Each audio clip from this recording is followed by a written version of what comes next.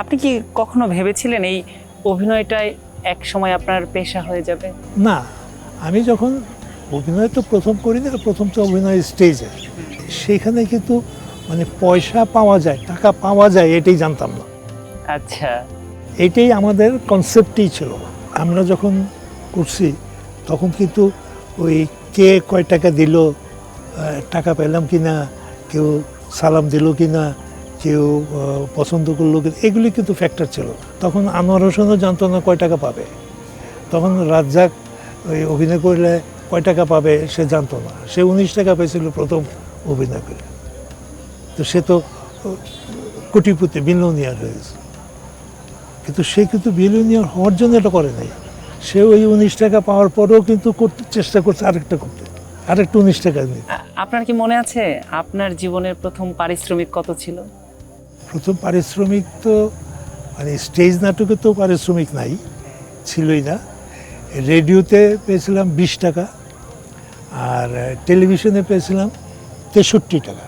স্টেজে যখন স্টেজে রিহার্সাল হতো বা তখন হয়তো ওই 8 আনা বা 4 আনা কনভেন্স বাবদ পাইতাম, ওইটা দিয়েই চলতো। তখন তো কস্ট অফ লিভিং অনেক কম ছিল, যার জন্য ওইটা দিয়েই চলতো।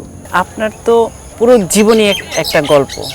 আপনার সহকর্মী অনেকেই তো পৃথিবী ছেড়ে চলে গেছেন। হ্যাঁ, একটু আগে রাজ্জাক ভাইয়ের কথা বলছিলেন, আনোয়ার ভাইয়ের কথা বলছিলেন, তাদের সঙ্গে কাটানো মুহূর্তগুলো মনে পড়ে? হ্যাঁ, মনে পড়ে। হঠাৎ করে ওই টেলিভিশনে বা ইয়েতে কিছু ইউটিউব অনেক কিছু দেখতে গেলে একটা কাটিং হয়তো আসলো, একটু দেখলাম, দেখলে একটু মনে পড়ে যাচ্ছে এই লোকটা এই করছে এই করছে। আমাদের সঙ্গে একটা মজার ঘটনা শেয়ার করেন, আমরাও একটু শুনি আসলে আপনাদের সময়ে আপনারা কি করতেন। আনোয়ার হোসেনের সঙ্গে আমার একটা ইয়ে হয়েছে, সেটা হচ্ছে যখন টেলিভিশন শুরু হয় তখন আনোয়ার ভাই টিভি নাটক করতেন, আমিও নাটক করতাম।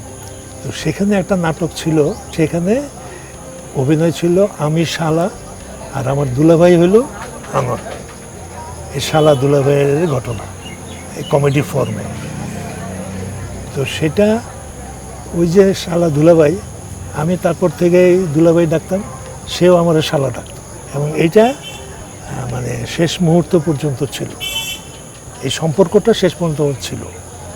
এটি একটা মজার ঘটনার মধ্যে বলতে পারি। আর রাজ্জাক ভাইয়ের সঙ্গে? রাজ্জাকের সঙ্গে এরকমই। রাজ্জাক সাহেব উনি যখন প্রথম বাংলাদেশে আসে তখন তো উনি ওই যে নাটক করার জন্য ঘুরতো, উনি তো সব কিছু ছেড়ে টেড়ে দিয়েই ঢাকায় আসছিলেন।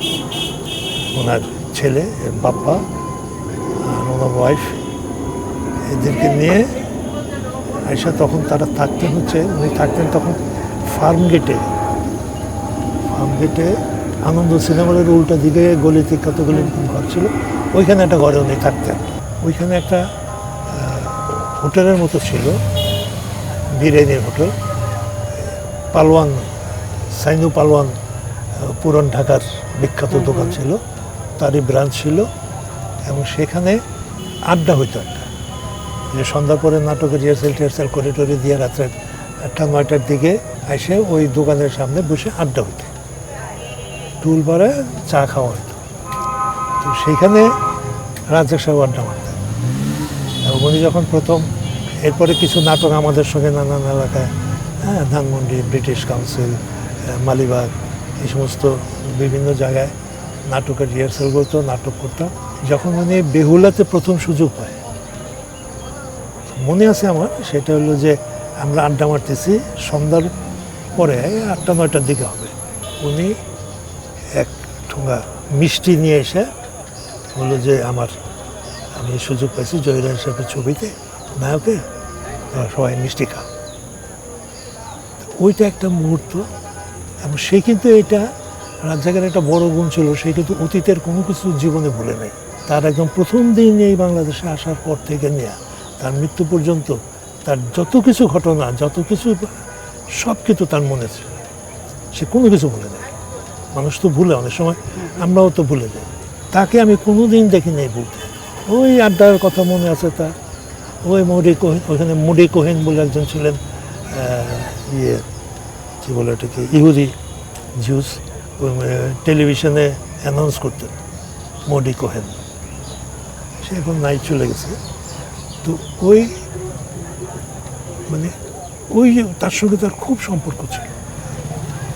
এবং আমাদের এই যে ফিল্মের কৌতুক অভিনয় করতে লালু, হ্যাঁ, লালুদার সঙ্গে তার একটা সাংঘাতিক মানে হিউম্যানিটেরিয়ান রিলেশন ছিল।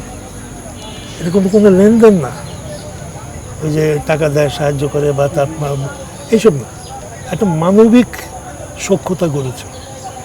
এগুলিকে তো কোনো দিন সে ভোলে নাই, এবং তার মনে আছে, এবং সেগুলিকে সম্মান করতো, অ্যাডোর করতো।